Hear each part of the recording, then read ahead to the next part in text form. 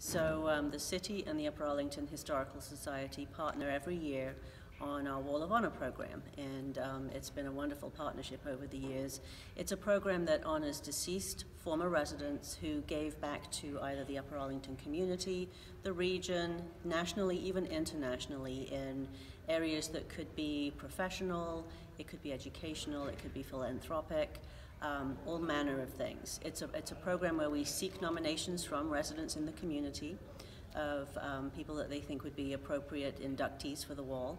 And then a committee from both entities, the city and the Historical Society, get together and take a look at the nominations and come up with one, sometimes two, recipients each year. For 2019, we're very pleased to announce that we are going to be inducting two individuals onto the wall. The first one is Blaine T. Sickles.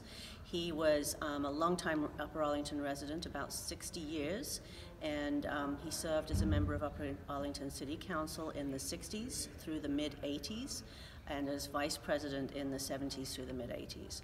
He was very much involved in all sorts of programs in Upper Arlington, but he also was heavily involved in the Columbus Zoo. This is the one that I get really excited about. He was very much involved on their board for 44 years.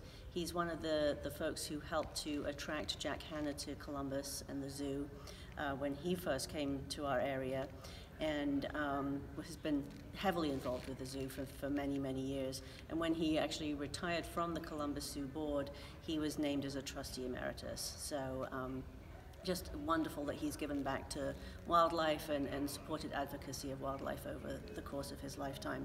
We are also inducting Lawrence E. Hughes onto the wall. He was a legislator. He lived in Upper Arlington for about 16 years. He was in the Ohio House of Representatives in the late 60s through the early 1980s. And he was the lead sponsor of a bill that actually resulted in State Route 315. So he recognized the need for there to be expanded access from north to south alongside the river, and he took on what many called Mission Impossible by working with all sorts of groups and crafting a proposal that would navigate what already existed but be able to put in a highway that obviously is heavily used by all in the region. So that was one of his lead projects. He also was the lead sponsor of a bill that created the handicap placard in Ohio, and Ohio was one of the first states in the country to do that, and his legislation became model legislation across the country once it was adopted. So two individuals. The event is on Sunday, May 19th. It begins at 3 p.m. We invite all in the community to stop by and enjoy that induction ceremony and to learn more about the two individuals, but also just stop by the Municipal Services Center anytime and take a look at the many bronze plaques that already adorn the wall. There's some interesting people, some famous people, some wonderful stories, and it's a real testament to the wealth and depth of the individuals that call Upper Arlington home.